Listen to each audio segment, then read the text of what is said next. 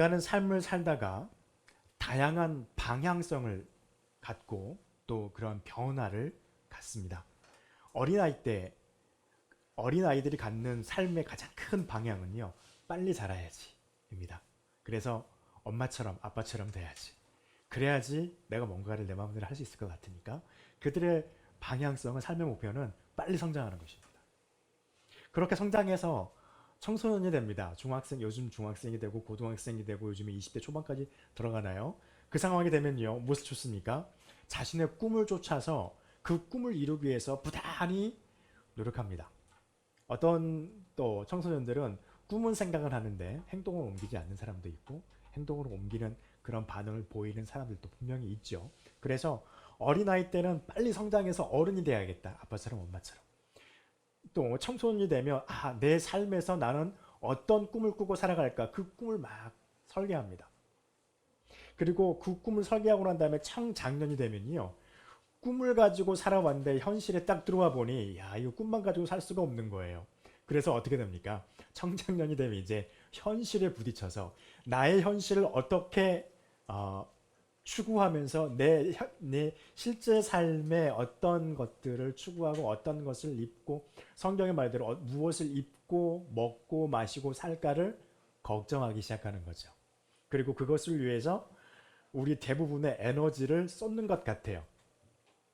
그것이 잘못된 건 아니죠. 우리의 육신의 삶도 상당히 중요한 것이기 때문에 그렇게 삽니다. 그렇게 살아가다가 어느 순간 갑자기 머리에 큰 충격을, 쇼크를 받는 때가 옵니다. 그러면서 우리는 그 쇼크 때문에 어떤 생각을 하게 되냐면, 내가 지금까지 살아왔고 내가 지금도 살아가고 있고 내가 앞으로 이렇게도 살아갈 텐데 이렇게 사는 내 삶의 의미가 뭐지? 라고 생각을 하게 되는 것이죠. 긍정적으로 답을 찾아가는 사람도 있습니다. 그리고 어떤 사람들은 그것 때문에 딜레마에 빠지고 그 딜레마로 인해서 삶의 우울감을 갖는 사람들도 있지요. 방향성이 계속 바뀌어가는 게 우리네 삶인 것 같습니다. 그리고 나중에는 결국에는 연세가 많이 들어갈수록 삶의 의미를 생각하면서 내가 이 삶을 살면서 뭘 했나, 내 삶 속에서 의미 있는 게 뭐가 있나 자꾸 찾는 것 같아요. 그래서 그럼 지금이라도 뭘 해야지라고 자꾸 한다는 것이죠. 여러분, 제가 이 말을 꺼내는 이유는 현대의 수많은 비기독교인들이 예수 그리스도를 믿고 있는 저와 여러분에게 늘 하는 질문이기도 하고 실책이기도 한 부분이 있기 때문입니다. 오늘 말씀과 아주 너무나 깊게 연관이 되어 있는 말씀입니다. 야고보서 2장 1절부터 13절이 야고보서 전체가 믿음의 실천이거든요. 삶의 실천이거든요. 이것을 다른 말로 우리는 한 단어로 요약할 수 있습니다. 신앙의 삶이라고 말할 수 있습니다. 신앙의 삶인데, 신앙의 삶이 어떠한 삶이어야 되는지를 말을 해요. 그런데 그 중에 하나가 우리로 하여금 참 많은 것을 우리가 익히 알고 있는 것이지만 되짚어보고 생각해볼 필요가 있는 것들을 야고보서의 말씀을 통하여서 저와 여러분이 같이 생각해보고자 해요. 무엇인가요? 믿음은 뭐냐라는 것입니다. 아니, 신앙의 삶은 어떤 삶인가? 우리의 신앙은, 우리가 믿음을 가지고 우리의 삶을 살아갑니다. 우리의 신앙을 살리죠. 나타내 보이죠. 도대체 우리의 신앙, 믿음을 보여지는 방향성은 어디에 있어야 되는지 우리 늘 생각하고 기억하고, 지난주에도 말씀을 같이 보았잖아요. 너희가 말씀을 듣고 그것을 잊어버리는 자가 되면 안 된다는 거예요. 기억하는 자가 돼야 된다는 것이죠. 그래서 도대체 우리는 무엇을 기억해야 될까? 우리의 삶에서 변화가 일어날 수 있도록 우리가 준비해야 될까? 첫 번째는 1절에 나와 있는 말씀입니다. 1절에서 야고보가 그렇게 말하죠. 사람을 차별하지 말아라. 형제들아, 영광의 주 곧 우리 주 예수 그리스도에 대한 믿음을 너희가 가졌으니 사람을 차별하여 대하지 말라 라고 말씀을 하고 있습니다. 우리가 그리스도를 믿는 사람들이 첫 번째 가져야 될 우리의 믿음의 삶에서의 하나의 삶의 모양은요, 사람 차별하는 마음을 버려야 한다라고 하는 것입니다.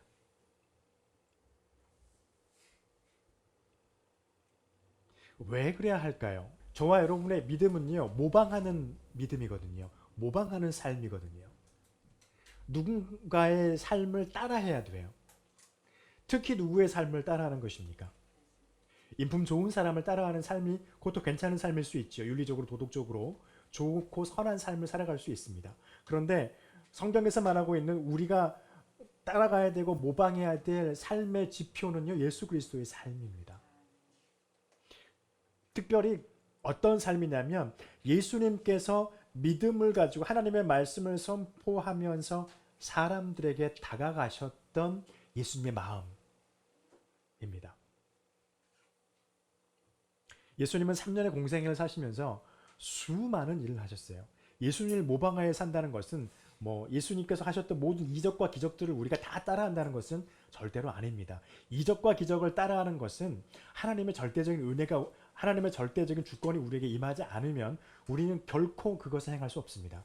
그런데 우리가 주님의 삶 속에서 따라가야 하는 우리의, 모방해야 하는 우리의 삶의 모습은 예수님이 사람을 대하셨던 그 모습입니다.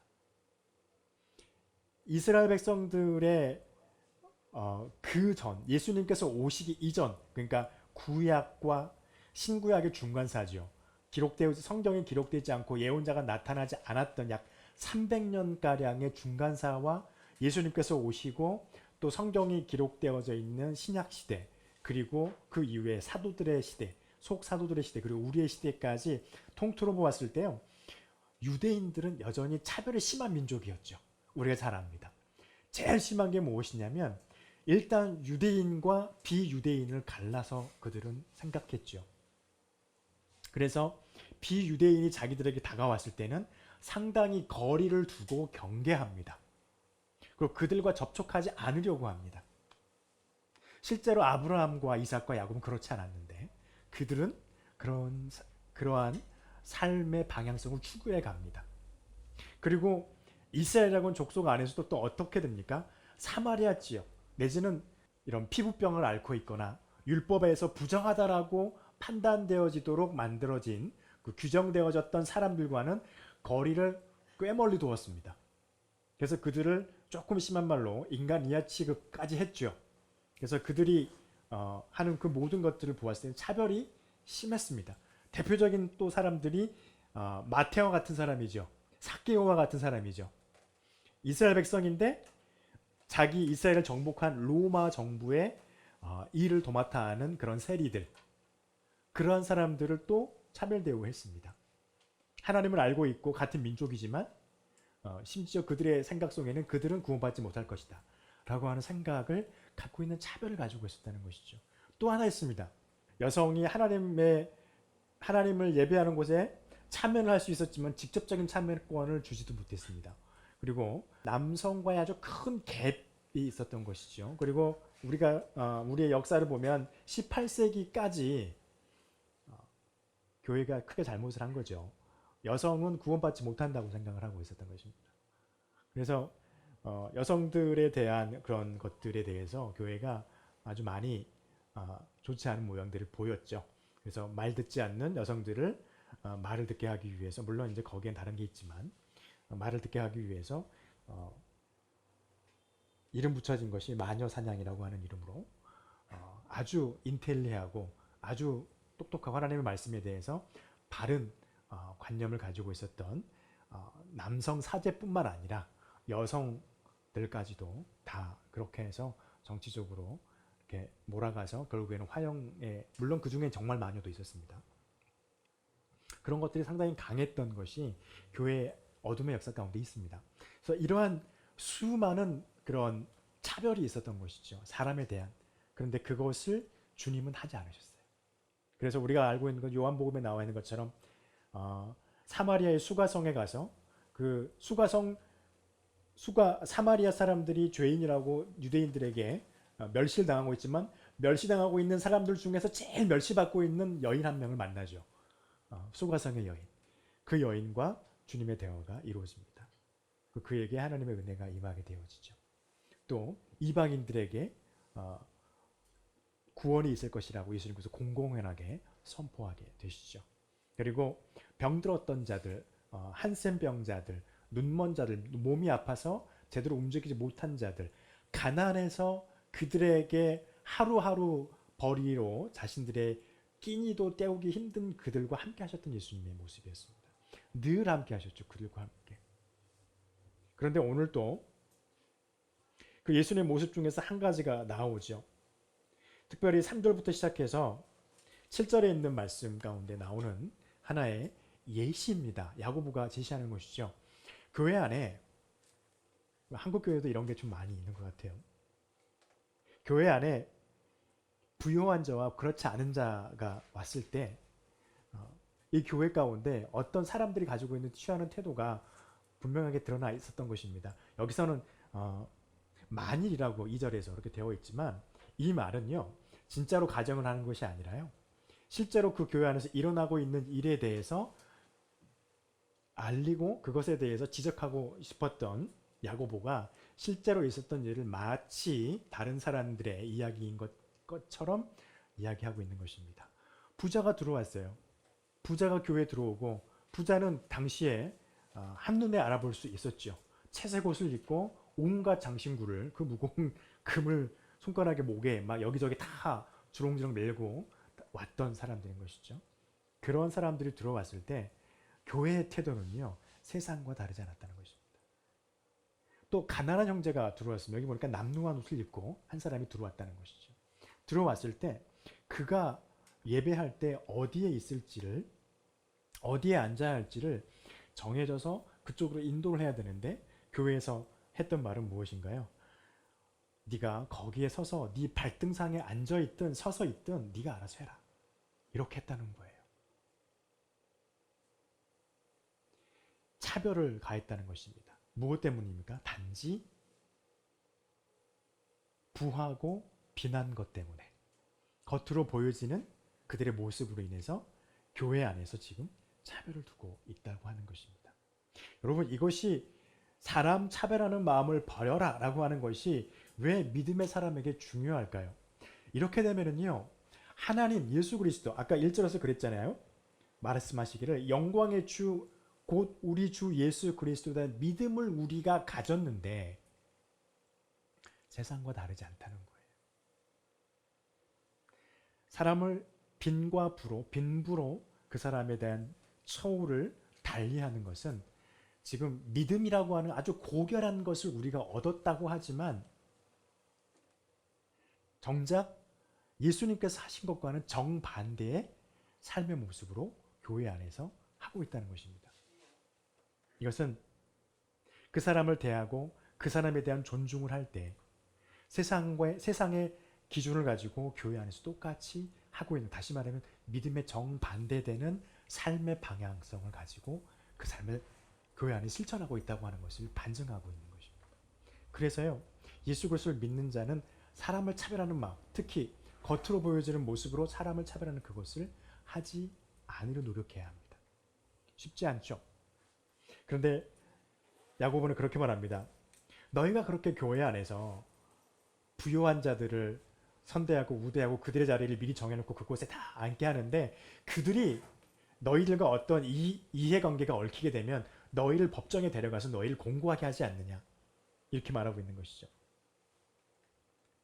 6절에서 말하는 것이죠. 너희도 도리어 가난한 자를 업신 여겼도다. 부자는 너희를 억압한다는 거예요. 여기서 억압한다는 것은 그들이 가지고 있는 집에, 이때도 전세가 있었거든요. 당시에도. 그 집에 얹혀 사는 거예요. 그 집에 사는 세를 내야 되는 거죠. 세를 못 내면 이 부자들이 이 사람은 법정에 끌고 간다는 겁니다. 너희가 그렇게 선대하고 우대하는 그들이 너희를 데리고 가서 너희도 그렇게, 너희가 가난한 자를 업신 여기듯이 그 사람도 너희를 그렇게 업신 여길 건데 라고 말을 하고 있는 것이죠. 여러분, 이 삶을요, 야고보는 7절에서 그렇게 말합니다. 그 아름다운 이름을 비방하지 아니하느냐. 우리가 예수 그리스도를 닮아가는 삶을 살아가는, 그리스도를 고백하는 믿음을 가지고 교회 안에 살아가면서 우리가 세상의 가치, 세상에서 하는 것과 똑같은 기준을 가지고 교회 안에서 믿음이라는 이름으로 우리가 그렇게 행하고 있다면 우리는 내가 고백하고 있는 그 믿음을 비방하고 있는 우리의 삶이 된다는 것입니다. 조금 심한 말로요. 하늘에 대고 침을 뱉으면 그 침이 누구에게 떨어지나요? 뱉은 사람에게 떨어지죠. 그 말입니다. 너희가 믿음을 가졌지만 교회 안에서 세상의 기준으로 교회 안에서의 삶을 계속해서 영위해 간다면, 그 삶을 실천해 가면 네가 네 고백하는 네 믿음에 네 스스로 침을 뱉고 있는 것이 됩니다. 그래서요, 예수님을 믿고 있는 사람들은 사람 차별하는 마음을 버리는 삶을 살아가려고 계속해서 노력해야 한다는 것입니다. 또 믿음으로 삶은요, 믿음으로 살아가는 삶은 율법을 지키는 삶이어야 한다는 것입니다. 오늘 말씀에 8절 말씀에서 그렇게 말합니다. 너희가 만일 성경에 기록된 대로 내 이웃 사랑하기를 내 몸과 같이 하라 하신 최고의 법을 지키며 이라고 말합니다. 최고의 율법은요, 신구약을 통틀어서 최고의 율법은 레위기 19장 18절에 있는 말씀입니다. 레위기 19장 18절 말씀은요, 앞에도 다른 말이 있지만 중간에 보면 이런 말이 있습니다. 똑같아, 거기 있는 그 말씀이에요. 내 이웃 사랑하기를 내 몸과 같이 하라 라고 하는 이 말씀이에요. 이 말씀이 율법의 최고봉입니다. 구약의 계명, 우리가 10계명이죠. 늘 말씀드려요. 구약의 계명은 계명이 10개가 있지만 이 계명은요, 일맥이 있습니다. 하나로 통하는 맥이 있다는 거죠. 통일성이 있다는 것이죠. 그것은 율법을 지키고 그것을 지키지 않으면 죄인이다 라고 하는, 물론 이것은 율법의 기능이에요. 이것이 일맥이 아니에요. 진짜 일맥은 무엇입니까? 사랑입니다. 그래서 레위기 19장 18절에서도 네가 형제를 모욕하거나 형제에 대해서 가혹하게 하지 말고 네 형제 사랑하기를 네 몸 사랑하듯 사랑해라 라고 말씀을 하셨고, 예수님께서도 복음서에서 말씀하시기를 무엇이 가장 중요한 계명입니까? 라고 할 때 하나님을 사랑하고 내 형제를 사랑해라 라고 말씀을 하셨다고 하는 것입니다. 여러분, 이것을 깨달을 수 있는 것은요, 성경에 대한 지식이 반드시 우리에게 필요함을 말합니다. 성경에 대한 지식이 있어야 돼요. 그런데 중요한 것은 이제 조금 있으면 우리도 성경 공부를 시작할 수 있는 이제 계기가 마련이 되겠지만, 성경 공부가 시작되어지고 그 속에 들어왔을 때 우리가 흔히 빠질 수 있는 오류는요, 그것을 지식으로만 우리가 간직하고 있다는 거예요. 아까도 말씀드렸지만 야고보서 1장 25절에서 말했습니다. 자유롭게 하는 온전한 율법을 들여다보고 읽는 자는 듣고 잊어버린 자가 아니요 실천하는 자니라고 말하죠. 우리가 하나님의 말씀에 대해서 지식을 알고 그 지식의 하나님의 말씀에 대한 깨달음을 우리가 알게 됩니다. 지식이죠. 그것을 깨달은 것으로 끝나버리면 우리는 지식만 갖고 있는 자가 되는 겁니다. 그런데 성경은, 야고보는 말합니다. 그것을 실천하는 자가 되어라.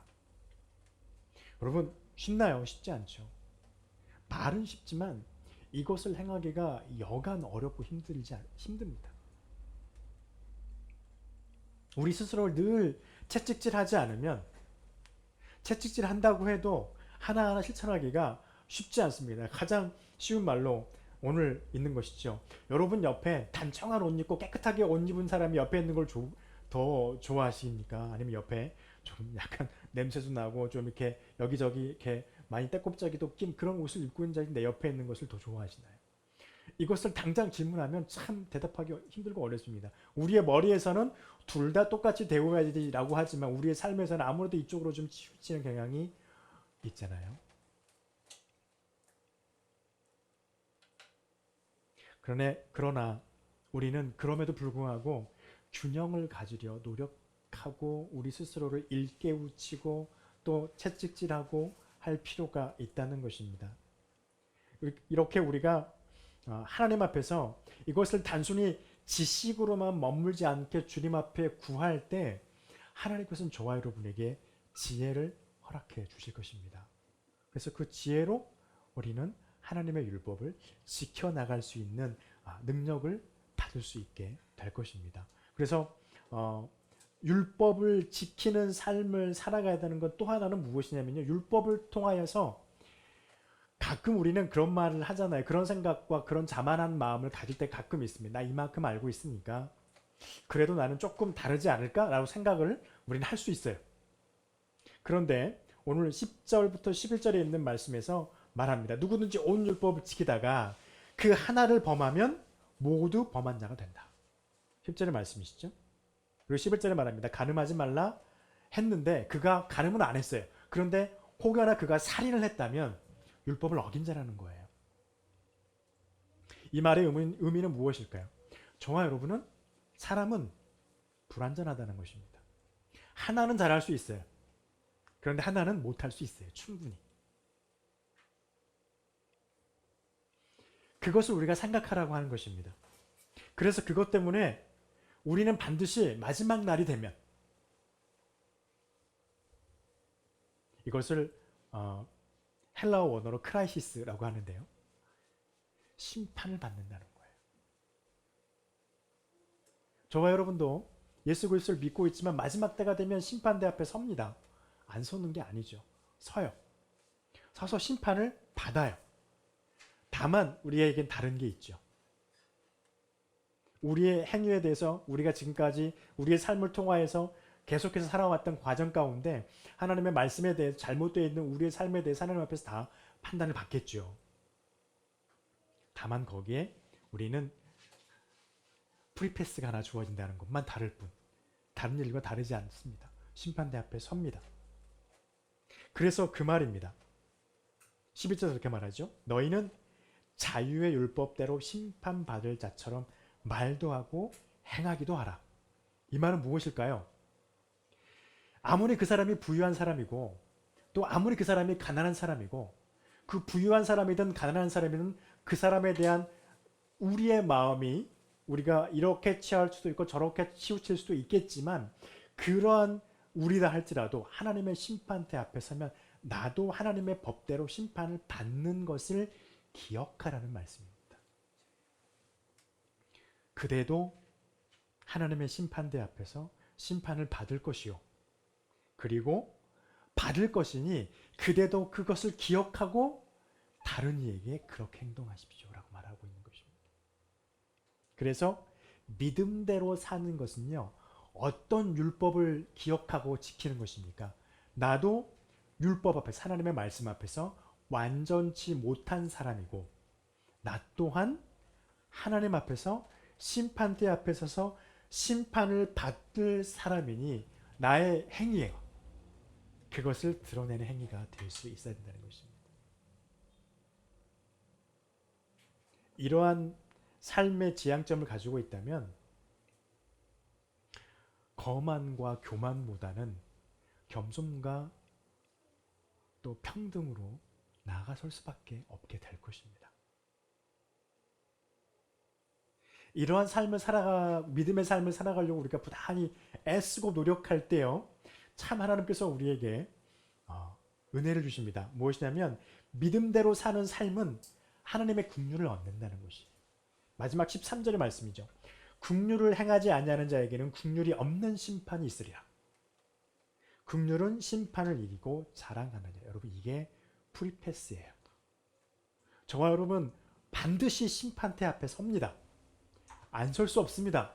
그런데 다른 이들에게는 없는 것이 믿음의 사람들에게 있어요. 그게 뭐냐면 하나님의 긍휼하심이에요. 아까도 말했죠. 우리가 아무리 계명을 잘 지켜도 단 하나라도 하나님의 말씀을 지키지 못하면 나는 하나님 앞에서 여전히 심판을 받을 죄인이라는 것입니다. 목회자든 장로든 권사든 집사든 아무 필요 없어요. 예수 그리스도를 믿는 사람들은 믿지 않는 자들은 아무 필요 없어요. 하나라도 어기면 심판받는 거예요. 심판대 앞에서 책망을 듣게 될 수밖에 없다는 것이죠.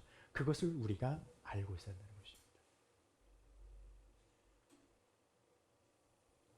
여러분 마태복음 18장에 우리 잘 아는 이야기 있습니다. 예수님께서 이야기하시죠. 한 사람이 한 사람을 부릅니다. 자기한테 빚을 줬어요. 어마어마한 금액입니다. 금 1만 달란트. 갚을 길이 없는 거예요. 그 사람을 이렇게 조사해 보니 도대체 갚을 수가 없는 거예요. 그래서 이제 이 주인이 그래, 1만 달란트 없어, 10,000달란트 없어도 나는 괜찮은데 얘 갚을 능력이 안 되네. 그러니까 이제 탕감을 해줘요. 가족들 다 놔주고 압류했던 재산을 다 돌려줍니다. 그래서 그 종을 풀어주죠. 그래서 풀어줬더니 이 종이 가가지고 자기한테 빚진 사람이 있죠. 우리가 아는 것처럼 100데나리온, 만 달란트랑 1데나리온이 하루 품삯입니다. 100데나리온이면 한 100일치 품삯이니까 일반인들에게는 큰 돈이죠. 그때는 하루 살아 하루 벌어서 하루 먹는 거였으니까 100일치의 식량을 할 수 있는 돈을 한꺼번에 가지고 있는 사람이 거의 없었으니까요. 그런데 이 사람이 만 달란트를 탕감받았는데 자기한테 100데나리온 빚진 사람을 찾아가가지고 그 갚으라고 막 흔든 거죠. 갚을 때까지 옥에 가두고 가족들을 다 저기 하고 압류를 다 했던 거예요. 이것이 그 주인에게 소식이 전해집니다. 이게 주인이 화를 내죠. 그러면서 어떻게 합니까? 다시 그를 잡아다가 감옥에 가둡니다. 너 만 달란트 다 갚을 때까지 못 나와. 무엇 때문이었습니까? 자신은 용서를 받았는데 자신에게 뭔가 조금 잘못한 사람을 용서하지 못했다는 것이죠. 차이가 너무 많이 난 것이죠. 이 말씀을 보면요. 저와 여러분이 하나님 앞에서 1만 달란트 빚진 자예요. 저와 여러분에게 와서 뭔가 조금 잘못한 사람 분명히 있어요. 없을 수가 없잖아요. 삶을 살아가다 보면. 나를 좀 서운하게 하고 내 마음을 상하게 하고 저 사람이 나에게 어떤 유해를 가하고 이 불이익을 준 사람이 분명히 있을 수 있어요. 그 사람은 하나님 앞에서 마치 만 달란트 빚진 나와 같다는 겁니다. 그 사람 나한테 기껏해야 100데나리온밖에 빚지지 않는 사람인 거예요. 혹여나 이 사람이 하나님의 은혜를 깨달으면 이 사람도 이제 만 달란트 빚진 자가 되겠죠. 그를 향하여서 선처를 베푸는 마음이 있어야 된다는 것입니다. 왜 이게 필요할까요? 오늘 13절의 말씀입니다. 긍휼을 베푸는 삶을 살지 않은 사람에게는 그 심판 안에 하나님의 심판 안에 뭐가 없다는 겁니까? 하나님의 긍휼이 요즘 잘 쓰는 말로 1도 없을 거라는 거예요. 제로일 거라는 것이죠. 말 그대로 긍휼이 없는 심판이 두려움의 심판이 오게 될 것이라는 것입니다. 그것은 어디에 있습니까? 마태복음 5장 7절 주님께서 우리에게 말씀하셨죠. 산상수훈에서 하나님 앞에서 정말 귀한 말씀을 합니다. 긍휼히 여기는 자는 복이 있나니 그 긍휼이 있는 사람은 다시 말하면 다른 이에게 하나님이 긍휼을 너희에게 베푸신 것처럼 다른 사람의 것을 수용하고 그를 차별하지 아니하고 그를 평등하게 하고 그의 허물을 내가 덮을 수 있는 한도 내에서 내가 덮을 수 있는 한도 내에서요. 내가 덮을 수 있는 한도 내에서 그것을 덮는 그 사람은 긍휼함을 받게 될 것이다. 그것입니다. 여기서도 지금 부유한 자를 자꾸 비판을 해요. 좋지 않게. 그렇죠? 부유한 자가 교회에 들어오니까 그 부유한 자에 대해서는 늘 부정적인 결론이 나옵니다. 그를 사람들이 좋은 좋은 자리에 앉혔지만 그도 하나님 앞에서 판단을 받을 거다라고 하는 그런 부정적인 의미를 자꾸 우리에게 주어요. 그래서 가끔 우리는 고민합니다. 그러면 믿음을 갖고 있는 사람들은 세상에서 부자로 살면 안 되나? 아니요. 그렇지 않아도 돼요. 부자로 사셔도 돼요. 여기서 말하는 빈 부는요. 특별히 우리가 조금 다름이 있습니다. 5절에서 그렇게 말합니다. 내 사랑하는 형제들아 들을지어다 하나님이 세상에서 가난한 자를 택하사 믿음에 부유하게 하시고 라고 하시죠. 하나님의 택함을 입는 것은 가난한 사람의 택함을 입는 것인가? 부유한 자는 하나님의 택함을 받을 수 없는 것인가? 또 예수님의 복음서에 보니까 예수님의 비유에 보면 부자가 천국에 들어가는 것은 생각하기 싫은 표현이죠. 낙타가 바늘 끼고 들어가는 것보다 더 어렵다 막 이러니까 우리는 어떻게 살아야 되는 건가? 부자가 되면 안 되는 건가? 여기서 말하는 이 부여는요. 5장에서 말하는 하나님의 택하심으로 받는 부여는요. 하나님 앞에서 마음이 가난한 자예요. 그래서 산상수훈에서 그러죠. 5장에서 심령이 가난한 자는 복이 있나니 하나님의 나라는 저희들의 것이요라고 하시죠. 심령이 가난한 것이라고 그랬지 그들의 삶이 진짜로 가난해서 가난해서 그것 때문에 힘들고 어려운 삶을 살아가는 것을 말하지 않아요. 다만 무엇입니까? 우리가 늘 말씀을 통해서 계속해서 보여주는 부분이에요. 그래서 우리 믿음의 사람들이 경제관, 물질의 관에 대해서 조금 우리가 많이 싸우고 좀 힘들어하는 부분이긴 합니다. 무엇인가요? 부자가 될 수 있어요. 부자가 되셔야 돼요. 부자가 되셔야만 합니다. 그래야지 여러분에게 물질에 대해서 궁핍한 자가 왔을 때 부담 없이 우리가 그들에게 물질을 줄 수 있으니까. 기도하시기 바랍니다. 그런데 중요한 건 무엇일까요? 마음이 가난한 것, 심령이 가난한 건 무엇일까요? 하나님 앞에서 부자가 되어야 돼요. 다른 한편으로는요, 부유한 자들이 교회에 왔을 때 세상의 기준으로 그들의 자리를 좋은 곳으로 안내했다고 했잖아요. 세상의 가치죠. 하나님의 가치는 무엇일까요? 그들이 아무리 가난해도 그들이 아무리 부유하고 가난하더라도 하나님이 그들에게 그들의 마음 가운데 하나님을 향한 마음과 함께 물질이 결합되어졌을 때 물질은 반드시 2차 순으로 밀려나야 된다는 것을 말하고 있는 것입니다.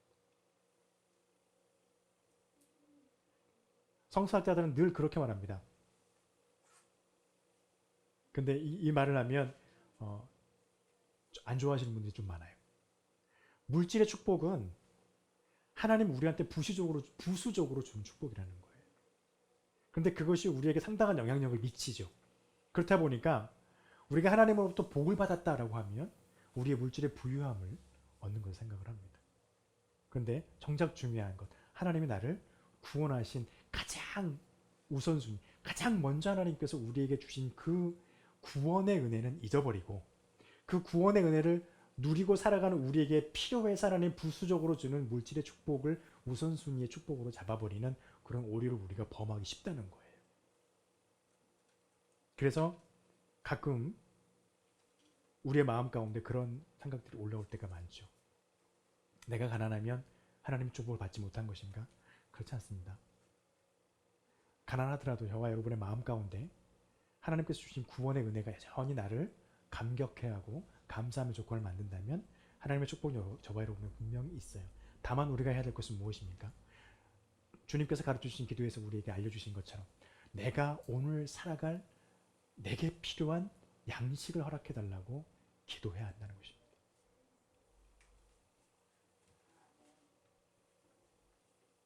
길어졌네요. 탈무드에서는 이런 말을 합니다. 내 자신이 싫어하는 것이 있으면 내 이웃에게도 행하지 말라. 이것이 율법의 정수이다. 그 나머지는 주설일 뿐이다. 해설일 뿐이라는 것이죠.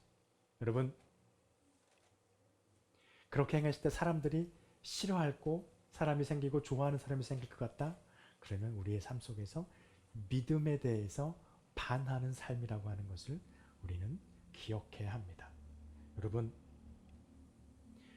차별하는 마음을 하나씩 제해 나가는 저와 여러분의 삶이 되길 바랍니다.